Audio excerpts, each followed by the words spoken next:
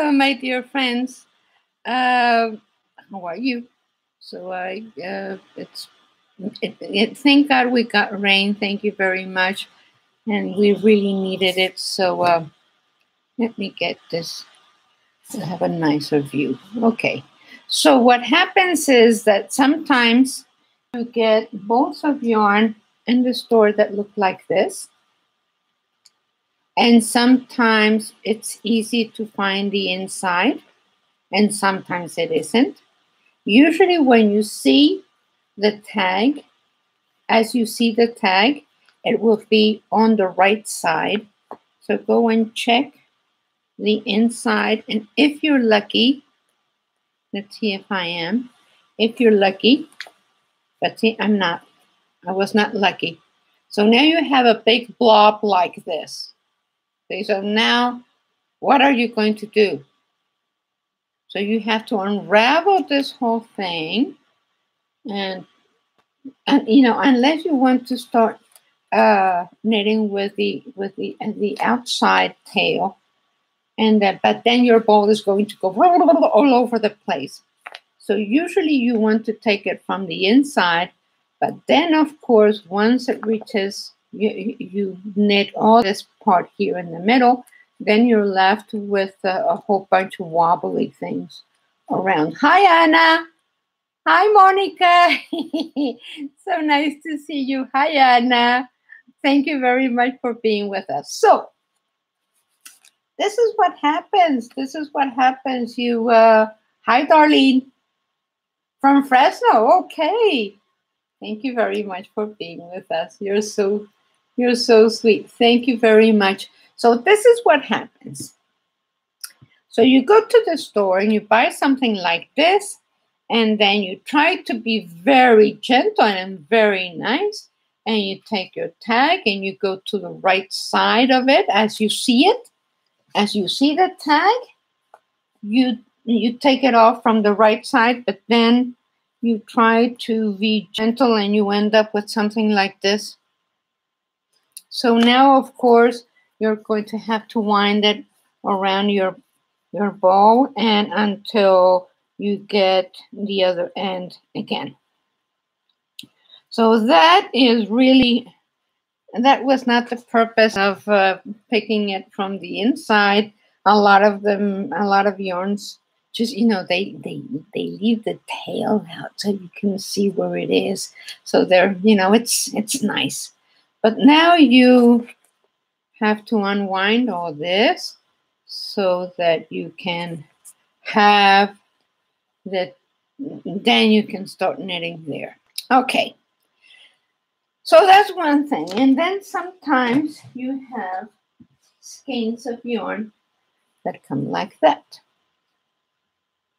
And so, of course, these, you have to take them out, take the whole thing out and unravel it and be very gentle and open it.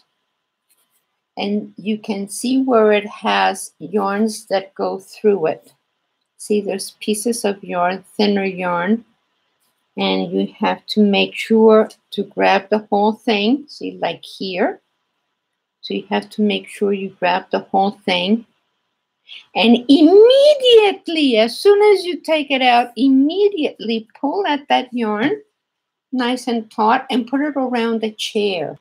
And do not take it out of the chair. Do not, because then it's going to take ages to make a bowl out of it. So please take this tag off because it's just there. It's not holding anything. What's holding in the whole thing is these little pieces of yarn. So that's what's holding it. This is these little things you cut, and you will find the ends. Let's see where the ends are, like right there. See, there's a knot there. That's the beginning and the end of the yarn. So once you have it on the chair, then you go and look for these and then cut these until after you have it on the chair or whatever is going to hold the yarn taut so you can make a bowl. Okay, so please make sure of that because a lot of people in class I have seen that they spend hours trying to unravel the whole thing.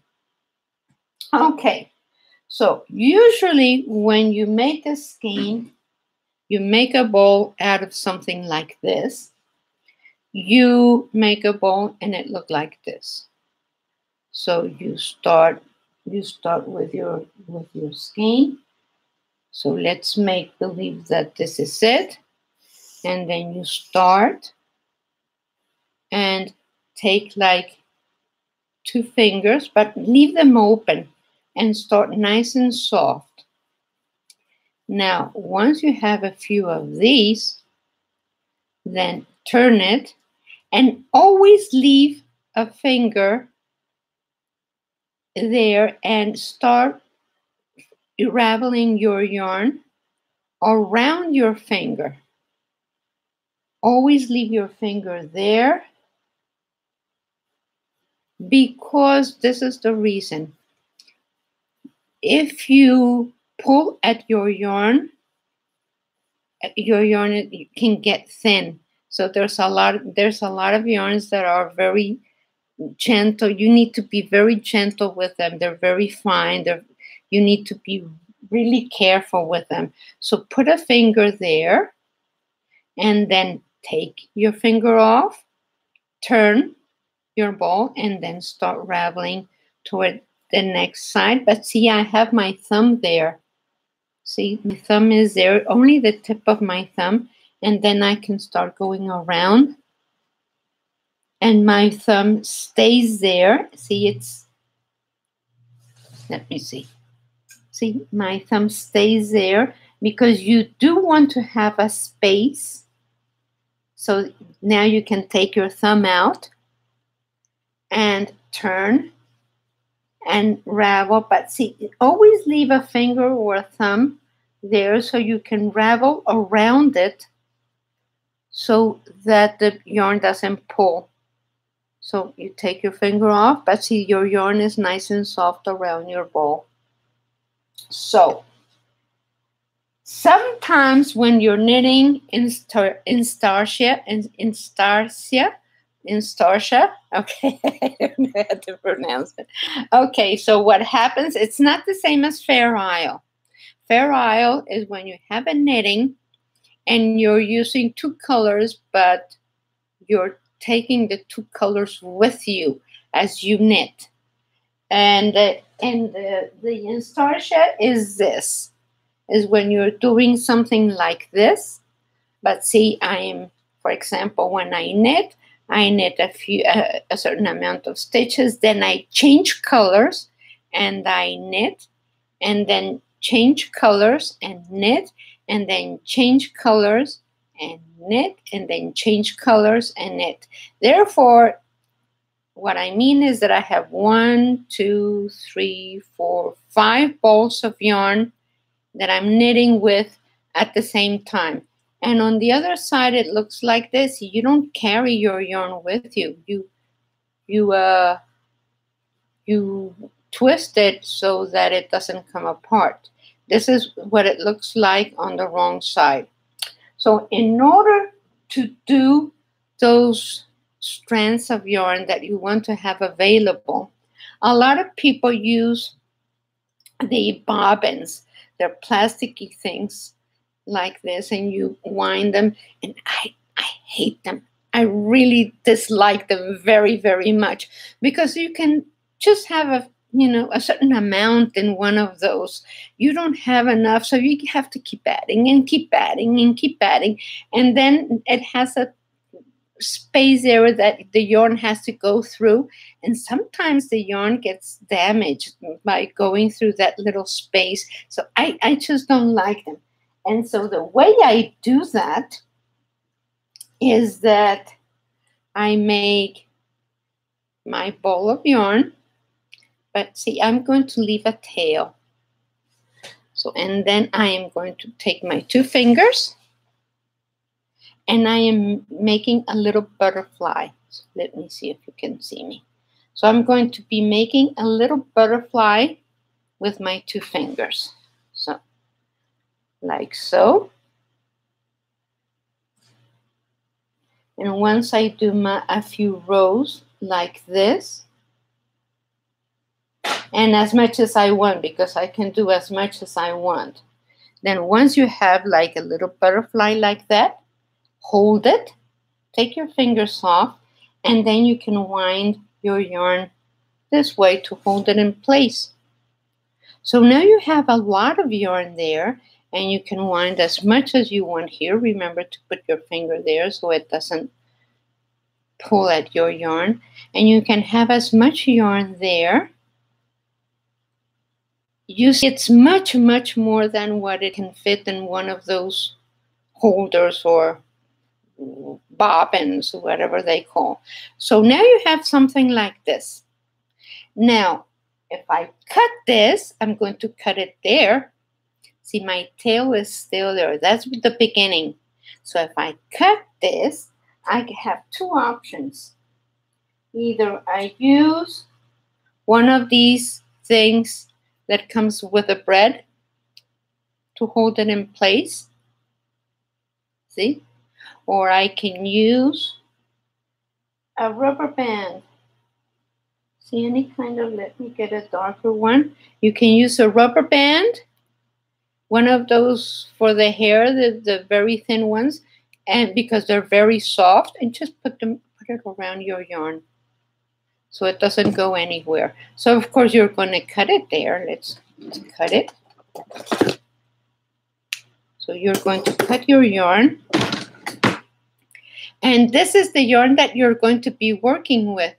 And look what happens. See, it unravels very, very easily. As much as you, and it's not pulling, and it's not going through any space, and it's not doing anything like that. And you can unravel and keep knitting and keep knitting and keep knitting. And you don't have the problem about winding in one of those doobie-doo things. So now, once you have, let's see, so now we have, for example, see, this is what happens when you're knitting from the outside, from the inside, and then you're left with all this wobbly thing around, see, and it just gets a mess. It becomes a mess, and then you have to keep untangling the whole thing and keep untangling. So what you want to do is get the beginning of the yarn. Here it is. Okay. And make your butterfly. See, I'm making a butterfly there. And, you can make as much as you want. And then start making a bowl with this. So you can make a bowl with all this. And because like that, you don't have to be dealing with the entanglement. So there we go. And you start making a bowl. Just remember to put your finger there. See? So that it doesn't stretch the yarn. And once you have enough there, so you take it off and you put again, and you can start, as long as you respect that space where the yarn comes out. See it? So as long as you respect that little space there, you can go around any amount of times, around and around and around, until you make a big ball, but respect that little space there, because this is where your yarn is going to come out from. See? There you go. And you can make as big a thing as you want. So what I usually do when I'm knitting, see, I have another one here.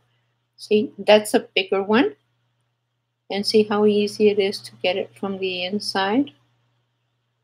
And of course, if you don't feel comfortable with the unraveling the outside, keep a rubber band there.